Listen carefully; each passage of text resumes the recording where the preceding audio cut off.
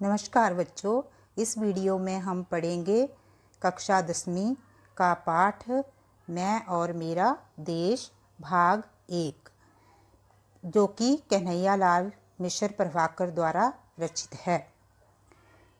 लेखक परिचय। सबसे पहले हम बच्चों लेखक के बारे में जानेंगे। श्री कन्हैयालाल मिश्र प्रभाकर आधुनिक युग के प्रमुख गद्य लेखक हैं। उनका जन्म सन 1906 में सहारनपुर जिले के देवबंद ग्राम में हुआ था। वह अच्छे लेखक होने के साथ साथ एक स्वतंत्रता सेनानी भी थे। रचनाएं: नवनिर्माण, स्वतंत्रता संग्राम के संस्मरण, रेखाचित्र, नई पीढ़ी नए विचार, जिंदगी मुस्कुराई, माटी हो गई सोना आदि इनकी प्रमुख रचनाएं हैं। अब बच्चों हम पाठ परिचय पढ़ेंगे, पाठ के बारे में जानेंगे। प्रस्तुत निबंध में मैं और मेरा देश में लेखक ने बहुत ही रोचक ढंग से देश के प्रति हमारे कर्तव्य बोध को चित्रित करते हुए उनके सम्मान और उत्थान के लिए कार्य करने को प्रेरित किया है। हमें मात्र अपनी सुविधाओं से संतुष्ट नहीं होना चाहिए, अपितु यह देखना चाहिए और जानना चाहिए कि हमारे देश को किस चीज़ की आवश्यकता है, किस चीज़ की ज़रूरत है, अथवा उसे कैसे सम्माननीय अवस्था में पहुंचाया जा सकता है।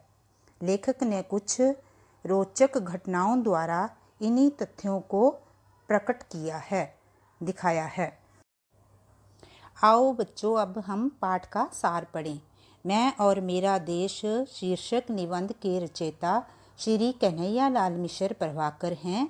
इस निबंध के माध्यम से उन्होंने पराधीन देश मतलब गुलाम देश और स्वाधीन देश मतलब स्वतंत्र देश का अंतर स्पष्ट करते हुए देश प्रेम की शिक्षा दी है।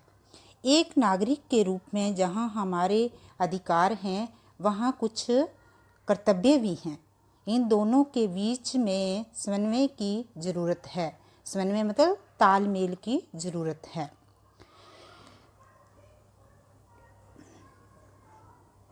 पराधीन देश का क्या दर्द होता है? लेखक की मान्यता है कि वह अपने घर में जन्मा, पला और आस पड़ोस में खेल कूद कर बड़ा हुआ और नगर के लोगों से मिलजुल कर उनका सम्मान करते हुए उनसे सम्मान पाता रहा।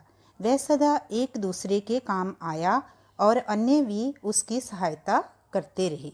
इस प्रकार उसे लगता था कि वह पूर्ण रूप से संतुष्ट व्यक्ति है, किंतु एक दिन उसके इस आनंद में बाधा पड़ गई जब उसे पता चला कि पराधीन व्यक्ति की स्थिति बड़ी हीन होती है। इसका पता लेखक को लाला लाजपत राय द्वारा व्यक्त किए गए अनुभव से पता चला। लाला जी ने कहा, मैं अमेरिका गया, इंग्लैंड गया, फ्रांस गया और संसार के दूसरे देशों में भी घूमा, पर जहाँ भी गया भारतवर्ष की गुलामी की लज्जा का कलंक मेरे माथे पर लगा रहा। इस कथन ने लेखक को झकझोर दिया, मतलब हिला दिया। वह इस निष्कर्ष पर पहुंचा कि जब तक देश स्वतंत्र नहीं तब तक सब प्रकार की सुख सुविधाएं व्यर्थ हैं।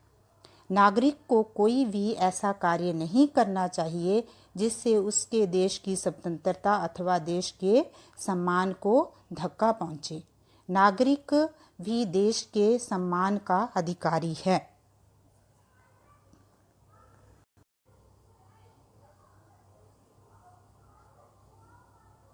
देश का गौरव कैसे बढ़ाएं? हर एक व्यक्ति अपने देश के गौरव को बढ़ाने में अपना योगदान दे सकता है। यह सोचना कि एक व्यक्ति देश के लिए क्या कर सकता है, गलत ढंग से सोचना है। यहाँ युद्ध में लड़ने वाले का महत्व है, वहाँ युद्ध में सामग्री पहुँचाने वाला तथा सामग्री का उत्पादन करने वालों का भी महत्व है। किसान खेती ना उपजाए तो रसद पहुँचाने वाले क्या कर सकते हैं। इतना ही नहीं, युद्ध में जय बोलने वालों का भी महत्व होता है।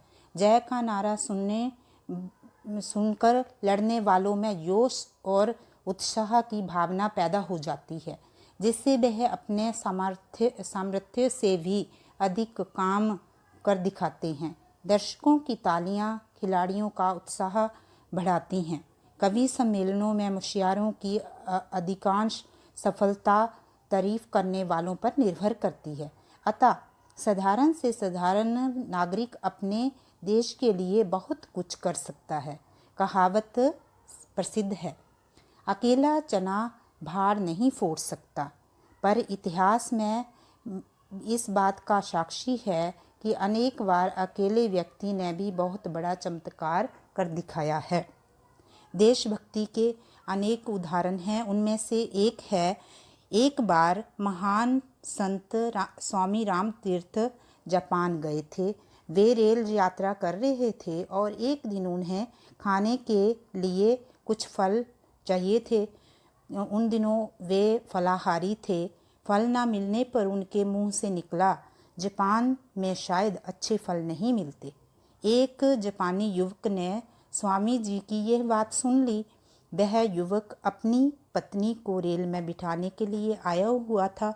वह दौड़कर कहीं से दूर से ताज़े फलों का टोकरा ले आया और स्वामी जी को भेंट करते हुए उसने कहा, ये लीजिए ताज़े फल। स्वामी जी ने उसे फलों का मूल्य देना चाहा। युवक ने कहा, आप इनका मूल्य देना ही है तो अब ये है कि आप अपने देश में जाकर ये ना कहिएगा कि जापान में अच्छे फल नहीं मिलते। युवक ने इस देश प्रेम स्वामी जी का मन मोह लिया। देश को कलंकित करने का उदाहरण। एक अन्य घटना भी सुनिए। किसी दूसरे देश का निवासी एक युवक जापान में शिक्षा प्राप्त करने के लिए गया। उसने एक सरकारी पुस्तकालय की एक पुस्तक में से कुछ दुर्लभ चित्र निकाल लिए। किसी जापानी युवक ने उसकी इस हरकत को देख लिया। उसने पुस्तकालय अध्यक्ष को इसकी सूचना दे दी। पुलिस ने उस विद्यार्थी के कमरे की तलाशी ली और चित्र प्राप्त कर लिए। उस विद्यार्थी को जापान से निकाल दिया गया। उस विद्यार्थी के अपराध ने अपने सारे देश को बदनाम कर दिया। पुस्तकालय के बाहर बोर्ड पर लिख दिया गया कि जिस देश का वह निवासी है, उस पुस्तकालय में उस देश का कोई भी व्यक्ति प्रवेश नहीं कर सकता। भाषा की महानता के बारे में स्पष्ट करते हुए कहता है कि एक व्यक्ति की अच्छाई जहाँ देश को ऊंचा उठाती है, वहीं उसकी चरित्रहीनता पूरे देश के गौरव को हानि भी पहुंचाती है। लेखक का अनुभव है कि अच्छी भावना से किया गया छोटे से छोटा कार्य भी देश के लिए लाभकारी होता है। कमाल पाशा अपने देश तुर्की के राष्ट्रपति थे। राजधानी में उनकी वर्षगांठ का उत्सव मनाया गया। उत्सव की समाप्ति पर जब वह अपने कक्ष में पहुंचे तो उस समय एक बूढ़ा वर्षगांठ का उपहार लेकर आया। राष्ट्रपति को इसकी सूचना भेजी गई। वह बूढ़ा 30 मील की दूरी से पैदल चलकर आया था। राष्ट्रपति विश्राम के वस्त्रों में ही नीचे आए। उन्होंने बूढ़े किसान का उपहार स्वीकार किया। यह उपहार मिट्टी की हांडी में पाव भर शहद था। कमाल पाशा ने उस हांडी को खोला, 2 उंगलियां शहद की चाटी और तीसरी उंगली शहद भर कर बूढ़े के मुंह में दे दी। बूढ़ा धन्य हो गया। इतना ही नहीं, राष्ट्रपति ने उस उपहार को सर्वोत्तम उपहार बताया। बूढ़े को राष्ट्रपति की शाही कार में शाही सम्मान के साथ उसके गांव भेज दिया गया। अब लेखक नेहरू जी की सरलता के बारे में बताते हैं। हमारे देश के भी एक किसान ने रंगीन सुतलियों से एक खाट बुनी और अपने कंधे पर उठाकर प्रधानमंत्री श्री जवाहरलाल नेहरू की कोठी में पहुंचा और पंडित जी ने उस खाट को स्वीकार करने की प्रार्थना की। पंडित जी ने उस खाट वाले की भावना का इतना सम्मान किया कि उसे अपने दस्तखत से युक्त अपनी एक फ़ोटो भेंट की। हम कार्य कैसे करें? लेखक कहता है कि हम जो भी कार्य करें वे देश के अनुकूल हो। कभी भी और किसी भी स्थान पर अपने देश की निंदा नहीं करनी चाहिए और ना ही अपने देश को दूसरे देशों से हीन समझना चाहिए। अपने देश की निंदा करना अथवा उसे हीन कहना अपने देश के शक्तिबोध को भयंकर चोट पहुंचाना है। इससे देश के सामूहिक मानसिक बल को चोट पहुंचती है। शल्य महाबली कर्ण का सारथी था।